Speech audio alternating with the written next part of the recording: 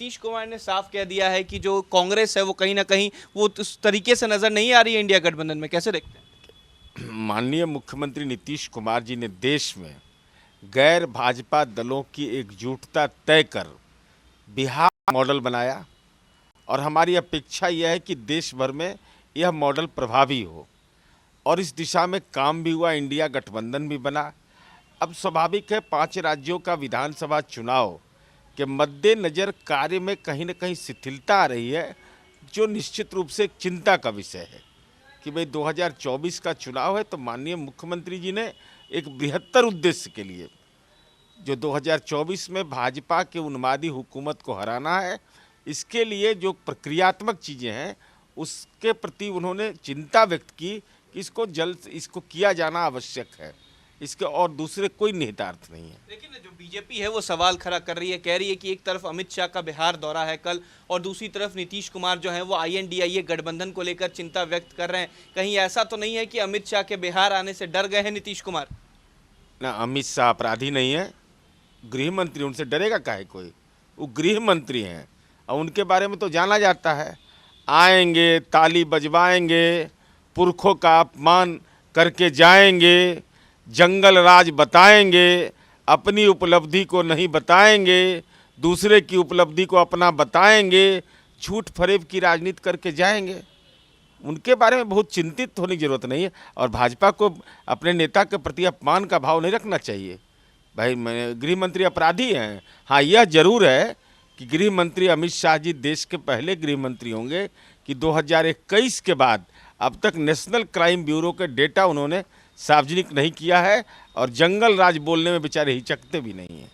सवाल ये भी उठ रहा है कि लगातार इन दिनों लालू यादव और नीतीश कुमार की बैठक जो है, मुलाकात जो है वो लगातार हो रही है। बीते दिन भी देर शाम लालू यादव, तेजस्वी यादव नीतीश कुमार से मुलाकात करने गए थे, सीट शेयरिंग को लेकर बातें उठ रही हैं। क्या कांग्रेस के साथ INDIA गठबंधन में सब ठीक चल रहा है?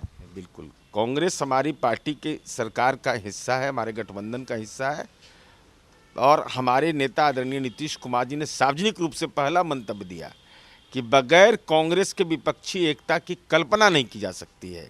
तो हमारी उम्मीद है कि माननीय मुख्यमंत्री जी की जो चिंता है, जो CPI के मंच पर उन्होंने चिंता व्यक्त की है, D राजा जैसे महत्वपूर्ण नेता वहाँ बैठे हुए थे, तो ऐसी स्थिति में हम ये समझते हैं कि जरूर कांग्रेस पार्टी का केंद्रीय नेतृत्व संजीदगी से 2024 के आसन्न चुनाव की चुनौती पर सक्षम रूप से विचार करेगा। एक आखिरी सवाल है, लगातार नियुक्ति बांटने का होड़ जो है वो केंद्र सरकार और राज्य सरकार के बीच देखने को मिल रहा है। एक तरफ केंद्र सरकार रोजगार मेला ला रही है तो दूसरी तरफ नीतीश कुमार गांधी मैदान में नियुक्ति पत्र बांट रहे हैं। क्या लग रहा है, ये राजनीतिक एजेंडा है क्या चुनाव से पहले? नहीं, ऊंट के मुंह में जीरा। ये केंद्र सरकार 51,000 नियुक्ति पत्र बांटा, बिहार का मात्र 133, पूरे देश में 51,000। हम एक झटका में चट फट झट हमने 1,20,000 नियुक्ति पत्र दे दिया। तो हमारा तो है चट फॉर्म भरिए, फट परीक्षा दीजिए, झट से ज्वाइन कर लीजिए। इनका देखिए 51,000 में 133 बिहारी, और तब पर भी भाजपा को लज्जा नहीं महसूस होता है कि रोजगार के मामले में इतना बड़ा बिहार के नौजवानों के साथ वो राजनीतिक दुर्व्यवहार कर रहे हैं। देखिए, ये थे हमारे साथ JDU MLC नीरज कुमार। साफ कहा है कि केंद्र सरकार जो है वो जानबूझकर नियुक्ति पत्र बांट रही है और केवल 51,000 नियुक्ति पत्र जो है वो पूरे देश में बांटा गया है, लेकिन बिहार सरकार ने 1 लाख से ज्यादा नियुक्ति पत्र जो है वो एक झटके में बिहार वासियों को दिया। वहीं जिस तरीके से अमित शाह का बिहार दौरा है उसको लेकर भी जमकर निशाना साधा है। वीडियो जर्नलिस्ट सत्येंद्र कुमार के साथ उत्कर्ष, न्यूज़ स्टेट, पटना।